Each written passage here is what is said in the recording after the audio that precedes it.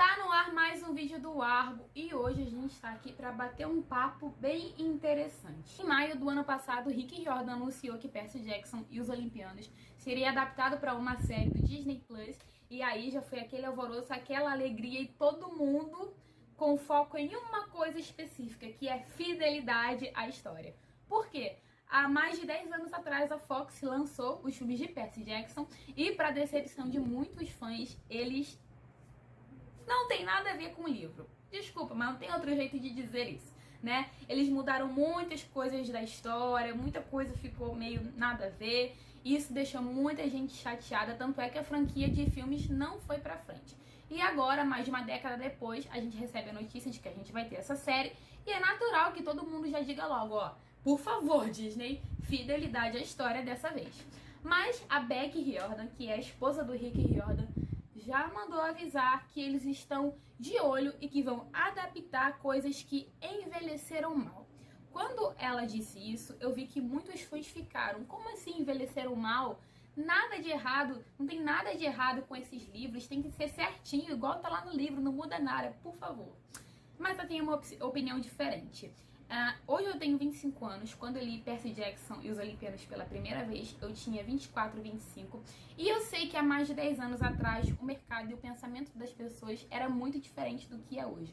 Então, algumas coisas, alguns erros, algumas problemáticas passavam batidos e hoje em dia não passam mais. Então, é preciso sim haver uma revisão em alguns aspectos da história e é sobre esses aspectos que eu tô aqui para conversar com vocês hoje. O que precisa mudar no aspecto dessas histórias para elas ficarem mais interessantes para serem adaptadas hoje em dia. Antes da gente começar essa lista, eu quero dar alguns lembretes. O primeiro é que eu não sou especialista em nada, eu fiz esse vídeo basicamente baseado nas minhas percepções pessoais e no pouco conhecimento que eu tenho sobre esses assuntos, que vocês já vão ver a seguir. E outra coisa é que, assim, nem todos os pontos que eu vou mencionar aqui são necessariamente muito problemáticos, mas é realmente muito mais interessante que eles sejam, sim, adaptados para a história não parecer ultrapassada. Então, sem mais blá blá blá, vamos lá.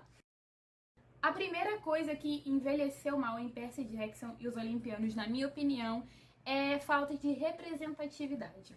Eu sei que essa é uma preocupação muito grande do Rick Riordan hoje e que, inclusive, ele já foi reconhecido demais por isso, mas na primeira saga de livros, essa questão da representatividade, essa bandeira, estava muito mais voltada para crianças com transtornos de TDAH, hiperatividade, essas questões. Mas existem outros tipos de representatividade que hoje em dia são muito demandadas no mercado e que infelizmente deixaram sim a desejar nos livros da primeira saga do Riordanverso, que é Percy Jackson e os Olimpianos.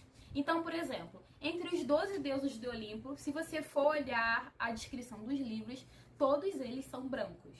A mesma coisa o trio principal. Muita gente se atém à imagem do Grover dos filmes, que é um homem negro, mas nos livros o trio principal, Percy, Grover e Annabeth, também são todos brancos. Hoje em dia, eu acredito que isso é algo que deve ser revisado na hora de ser levado para uma série da Disney. Até porque seria uma falha bem grande, vamos combinar, fazer uma produção desse tamanho e deixar faltar representatividade, principalmente entre os deuses do Olimpo, que são ali entidades que representam, né, a sociedade, vários aspectos da nossa sociedade. Isso é algo que eu aposto que sim, com certeza vai mudar.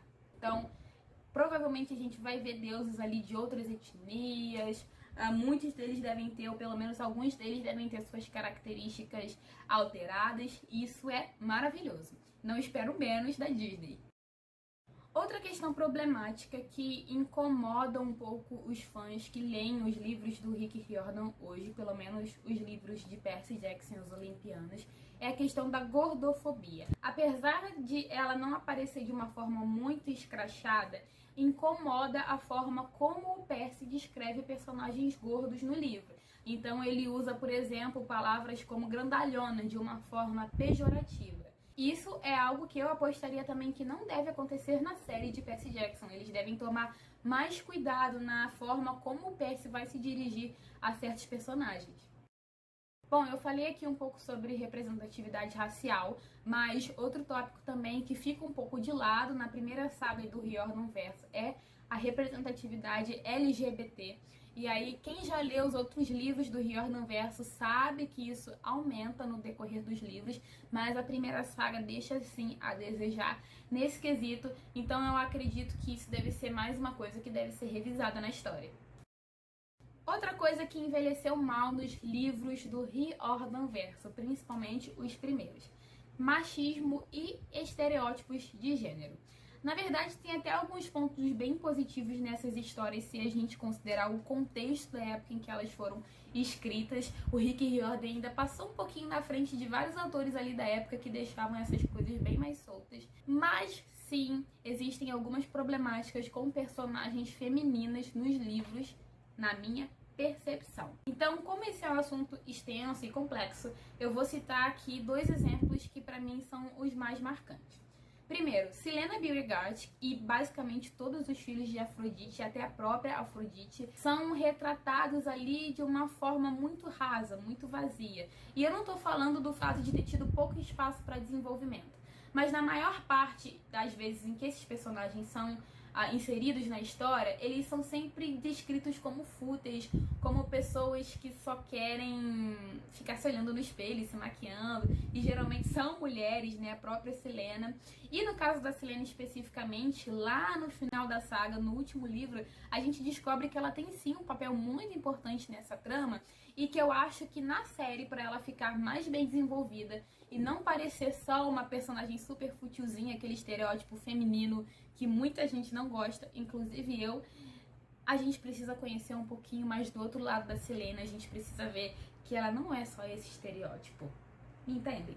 Outro ponto também, ainda nessa questão de machismo e estereótipos de gênero, é a Annabeth, que pra quem já leu toda a saga sabe que ela é uma grande estrategista e uma grande guerreira também e lutadora, mas principalmente no primeiro livro de Percy Jackson, Os Olimpianos, eu sinto que ela ainda assume muito ali aquele estereótipo de personagem menina que nunca coloca a mão na massa. Eu não me recordo, se tiver podem me dizer aqui nos comentários, mas eu não me recordo de uma luta na qual ela tenha se envolvido no primeiro livro de Percy Jackson, mesmo sendo a personagem que tá ali há mais tempo no acampamento, treinando desde os 7 anos de idade. O Percy que chegou agora no rolê, pega todas as lutas e ela fica tipo só de lado, até o Grover fica um pouco assim também. Isso é algo que com certeza vai ser adaptado pra série, até porque seria muito sem graça ver uma temporada inteira do Percy lutando e o Grover e a Annabeth só de lado olhando, né? Então, isso é mais uma coisa que eu acho que envelheceu mal e que pode mudar na série de Percy Jackson. Esse ponto aqui não é polêmico na minha opinião, mas algumas pessoas não gostam muito dele, que é o seguinte: rivalidade feminina. Quem leu os livros de Percy Jackson sabe que tem uma rivalidade inicial entre a Rachel e a Annabeth por conta de ciúmes do Percy.